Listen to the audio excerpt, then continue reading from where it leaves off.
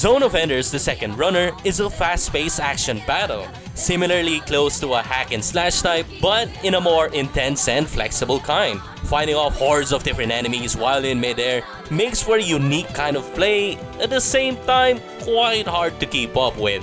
With all sides of possible attacks from the enemies, I have to keep up with the pacing of it, especially while I'm playing both hard and normal mode.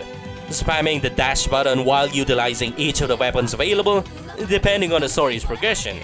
Now, growing up with this game before, it had me blown away of how amazing mech games had become. From games like Meta Warriors and Super Robot Tyson on the older consoles, and the customizable mechs of Mech Warrior, up to the Armored Core series with a very in-depth customizability.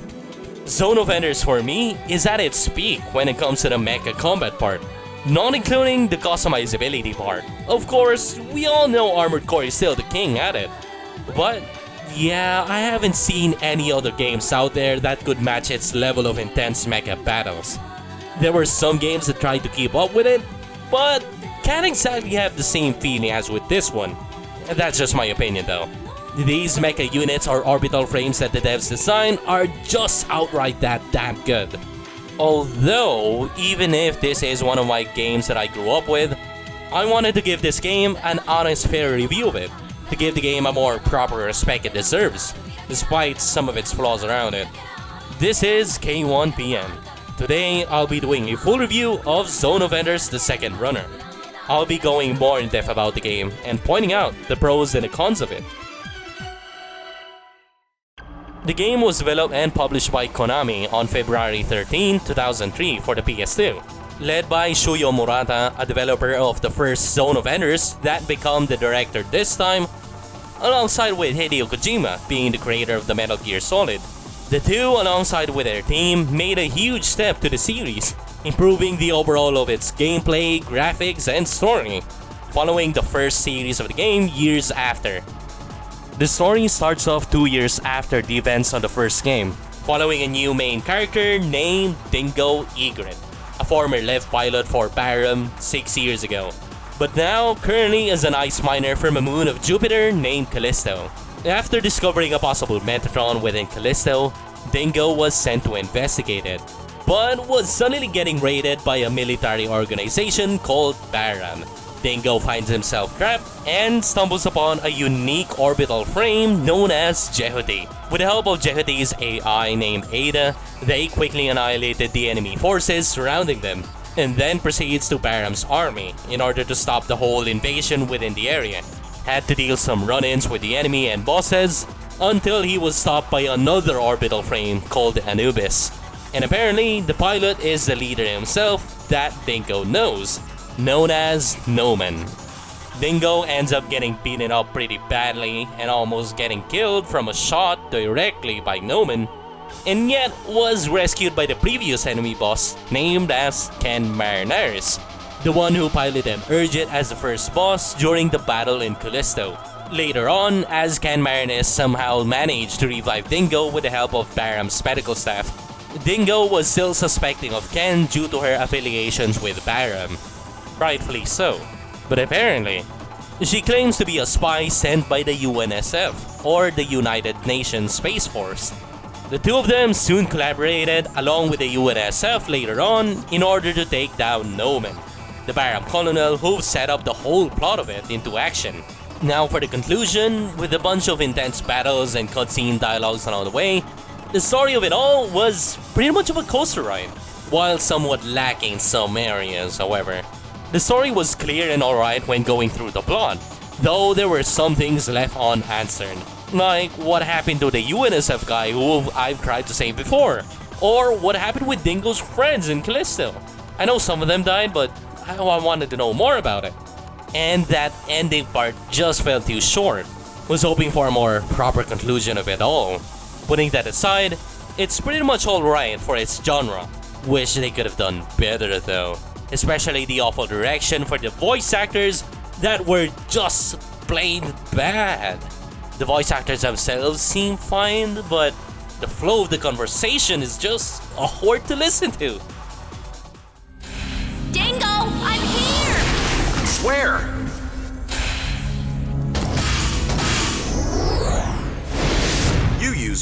things. This is useful. Take it. Knowing that a part of the Metal Gear's team is on board, I was really hoping they could have done better on this side of things, especially when games were that new on the PS2. You know what? No wonder I can't remember the story of it pretty much. As you've seen by now, Zone of Enders: The Second Runner is a very fast-paced third-person hack-and-slash game, with most combat takes place in midair, while having to deal with every enemy and projectiles in any possible direction. It really has that exhilarating feel to it, considering how fast the kind of mechs I've been using compared to the other mech games in the past. The challenge of it, playing in the highest difficulty, what made me enjoy each of the major battles the most. That I kinda wish for more actually, considering the length of the game is somewhat a bit short. That is, if you know what you're doing. If not, well, the game can be a hell to beat. The game does provide a good amount of tutorials for the controls and movements, which is actually a good thing they focus on it. But with all possible sides of an attack from the enemy, most of the time, you'll end up getting beaten by it. Especially there's different kinds of attacks to guard and even to dodge. There's gonna be a lot of trial and error in between, relying solely on this ring information thingy around the orbital frame of Jehuti to know any incoming attacks outside of the player's camera view. And for a lot of people, they'll find this really frustrating to deal with, especially when enemy attacks can be sometimes really sudden. You'll be caught off guard a lot of times because of it. Although, the game can be forgiving on its retries and checkpoints, but then again, it's still hard to manage it at all. But there's actually a trick to it. Once you've seen an enemy attack nearby through that information ringing thingy, just spam that dodge button at any different direction, then you'll be safe. But you're gonna be tired with the whole R2 smashing thing. Kinda like what I did through my playthrough over here. Aside from that, the amount of weapons installed for Jehuti are decent enough to pull through it. Each and every weapons are useful in their own kind of way, specializing on different type of enemies to deal with on the other kind of scenarios. That provides a small different kind of playstyle overall. While when it comes to the bosses of the game, they can be a bit difficult to beat at first, but manageable over time. Just be sure to avoid the hard mode if you don't want to waste your time. The hard mode for the boss in the game are just somewhat of a padding, since once you understand the strategy in dealing with a boss, it's actually quite easy to beat them. You're just gonna have to endure the whole huge amount of HP that they have to struggle with. I suggest just go for the normal mode when playing it overall. There are a bunch of unlockables, but none of it ties with the difficulty, if I remember it correctly. Secrets in the game are more of a secret places and hidden codes to use in different scenarios. Aside from that, there's actually one huge problem that I've keep encountering with. What's with the annoying targeting system? I understand that it's a hard thing to set up with, especially on the amount of enemies in the area. But sometimes it's just really annoying how I can't target them properly, especially when there's a lot of enemies around. Or even that specific boss fight for this scenario, how I just wanted to grab the enemy and throw it to the boss as a counter. But it's hard to do it that way when I can't target the correct one. Adding a specific button to change the targeting system of an enemy type would be helpful for this case. And not just for changing the target from enemy to ally. And have I mentioned the type of missions in the game? The combat battles are actually fine, doesn't seem to be that much of a problem, but the rescue and protecting missions are really troublesome to deal with. There's an early scenario where I have to search and protect this guy named Tabor. Now for some people, they can find this mission annoying, being the useless baggage of having to carry him around the stage while kinda trying to protect him from any harm. It's kinda like the same case with the babysitting of Ashley on the Resident Evil 4. Personally, I find this bearable at least. I'm already used to the whole babysitting mission before. I mean, it's not like I'd have to do this with a lot more of them, right? Support! Hurry! Hurry! We need support! Dingo, much more efficient if we help each other. They're getting me! Hurry! Hurry! I'm destroyed! I can't fight! I can't move! Grabbing you, man! I can't move! Damn! This section is the most awful one I've encountered. To think I'd have to try and save as much of my ally in this huge battlefield, while I have to constantly deal with the barrage of enemies around, and with that constant call of help from my ally, I'm just lost on how to deal with this, especially when playing in hard mode, where the enemies are tougher to deal with. Like, God damn it. This scenario it just seems alright to manage when playing it on normal or easy mode perhaps, but on hard mode, I'm not sure about that. You know, I love this scene for the intense battle. I get to use a bunch of my weapons and play more around it, but the whole nagging of taking care of my ally was just too much for me. The city one was alright, guarding the buildings and protecting my ally and such, but this one is just not good. Like, come on, game.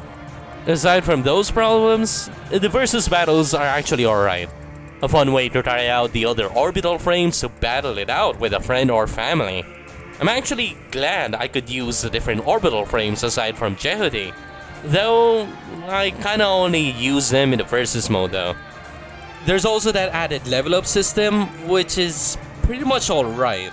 It increases the NRG and subbars below here, which it's not that important honestly. I mean, it helps, but as most of the fights have to clear every enemy in the field in order to progress the game, it's still kinda like the same thing if you're gonna make it a bit of a set thing for every stages on the NRG and subbars. Most of the fights are a bit of a linear thing after all, which is not bad, but kinda a bit pointless for a level up system, but oh well. When it comes to the art and graphics of it, for a game made on the PS2, it looks absolutely amazing. I love how stunning the special effects and design added to the game, having their own unique touches that depends on the other mech units or orbital frames as it's called. It looks really natural and feeling for them. And yet, unfortunately, it doesn't exactly resonate with the hardware of the PS2. Now I'm currently playing the game in an emulator for the recording's sake this time, but playing it on an actual hardware before just creates a huge lag problem in between some of the boss's fights, especially noticeable with every Anubis boss battle. They kinda went overboard with the effects, I guess. Aside from that, the design of the orbital frames resembled beautifully a lot like the ones in the Metal Gear Solid. A huge take to its design compared to the other mecha franchise around. Yoji Shinkawa and his team have made a lot of good design choice, replacing a lot of the older game's design to a more fitting one afterwards. With the added reference from different cultures along with the added cameo designs of Gradius, they look good on their own. The characters themselves are alright. It somehow felt lacking to their design. I guess the whole bad direction of the voice thing, they've kinda messed it up for me. That it somehow didn't match it up for me on how they look. I mean, Dingo and Ken seems to be alright, but the others though, I don't know. The soundtracks of it all sounds marvelous within a lot of the scenarios and battles, heavily using a variety type of synthesizers and other instruments for the music that creates an upbeat theme fittingly matches for every scenarios of it all. There's always that sense of urgency and pressure in a battle that just keeps tightening as I try to defeat each and every enemy I've seen. That a lot of times keeps pushing me off the edge. While in some takes it has this bizarre yet calming atmosphere that somehow smoothes things out after a challenging battle, while having that uneasy feeling to be in a safe area. I haven't heard of it for decades before, but just listening to it in battle just feels inspiring to go on, especially with the game's main theme song. I couldn't understand a single thing of it, but god damn, it's somehow entrancing to listen to. That's why I give this game a rating of 8.5 out of 10.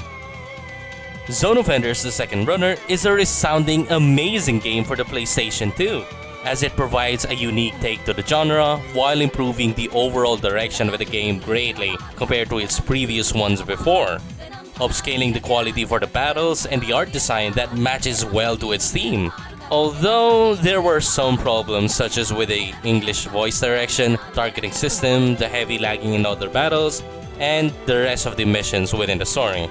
Not every mission, but some of them. The whole protecting and rescuing stuff. As much as I love Zone of Enders, it's kinda hard to overlook those problems when it keeps on happening throughout it all.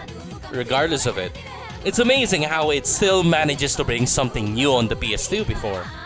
Going away from the older clanky and mecha movements and such, into something this fast and flexible.